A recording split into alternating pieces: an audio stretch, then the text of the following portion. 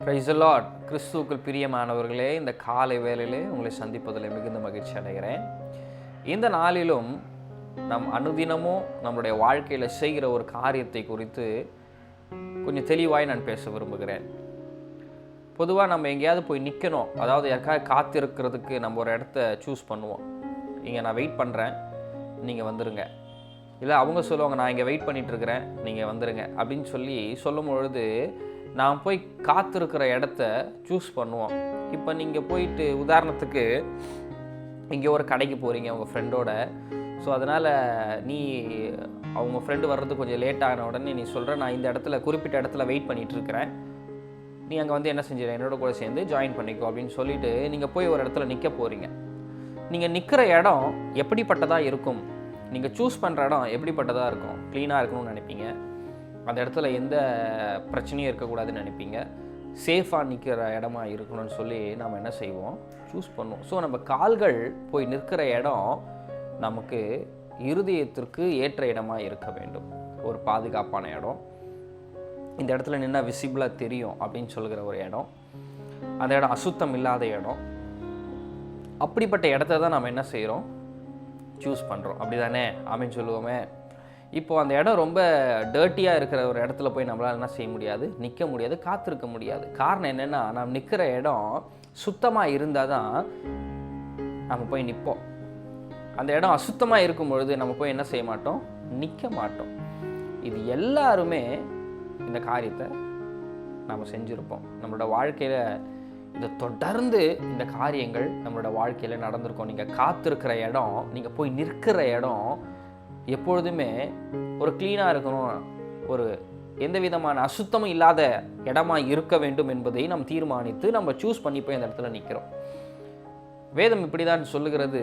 மோசே என்கிற ஒரு தேவ மனிதன் மலையில் ஆடுகளை மேய்த்து கொண்டிருக்கும் பொழுது மோசையை பார்த்து ஆண்டவர் சொல்கிறார், யாத்திராகமம் 3வது அதிகாரம் 5வது வசனம், அப்பொழுது அவர், இங்கே கிட்டி சேராயாக, உன் கால்களில் இருக்கிற பாதரட்சியை கழற்றி போடு, நீ நிற்கிற இடம் பரிசுத்த பூமி என்றார். ஆமென் சொல்லுவோமே.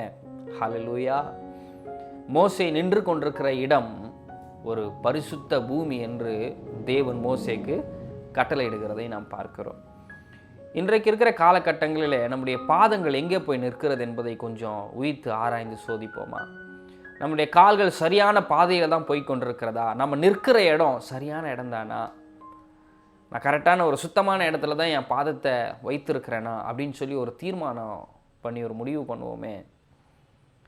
நான் நிற்கிற இடம் பரிசுத்தமான இடமா, சுத்தமான இடமா, அசுத்தம் நிறைஞ்ச இடத்துல நான் நின்றுட்டு இருக்கிறேன்னா? ஏன்னா நீங்கள் எங்கே நிற்கிறீங்களோ அதை வைத்து தான் நீங்கள் எப்படிப்பட்டவர்கள் என்பதை இந்த உலகம் தீர்மானிக்கிறது. ஒரு குப்பைக்கு நடுவில் நீங்கள் நின்னீங்கன்னா நிச்சயமாக உங்களை பார்க்குறவன் ஜென்டில்மேன் நினைக்க மாட்டான். உங்களை பார்க்கும் பொழுது ஒரு அசுத்தமானவனை தான் பார்ப்பான். அநேக மலங்கள் இருக்கிற இடத்துல போய் நம்ம நிற்க மாட்டோம். இந்த அசுத்தம் நிறைந்த இடத்துல போய் எந்த மனுஷன் என்ன செய்ய மாட்டான், நிற்க மாட்டான். காரணம் என்னென்னா, அது அசுத்தமான இடம், அது நிற்பதற்கு ஏதுவான இடம் இல்லை. அது நிற்பதற்கு ஏதுவான இடம் இல்லாததுனால அங்கே போய் நிற்க மாட்டாங்க. ஹல்லேலூயா. எனக்கு அன்பான தேவஜனமே, இந்த வார்த்தையை காலை நீங்கள் கேட்டுட்டு இருந்தீங்கன்னா, உன் கால் நிற்கிற இடம் எப்படிப்பட்ட இடமா இருக்கிறது என்பதை கொஞ்சம் சிந்தித்துப்பார். நீ அசுத்தமான இடத்துல நின்றுட்டு இருந்தீங்கன்னா இன்றைக்கி அந்த இடத்த விட்டு விலகி உனக்கு நேராக இருக்கிற பரிசுத்தமான பூமிக்கு கடந்து போ. இந்த பரிசுத்தமான பூமியை எப்படி நான் பார்க்குறது, நான் எப்படி அங்கே போய் நிற்கிறது, நான் எப்படி அதை போய் சென்றடையிறதுன்னு உங்களுக்கு ஒரு கேள்வி இருந்துச்சுன்னா, நான் இன்றைக்கி ஈஸியாக அதுக்கான வழியை உங்களுக்கு காட்டி கொடுக்குறேன். அதுக்கான வழி தான், அதுக்கான கூகுள் மேப் தான் கர்த்தருடைய வசனம்.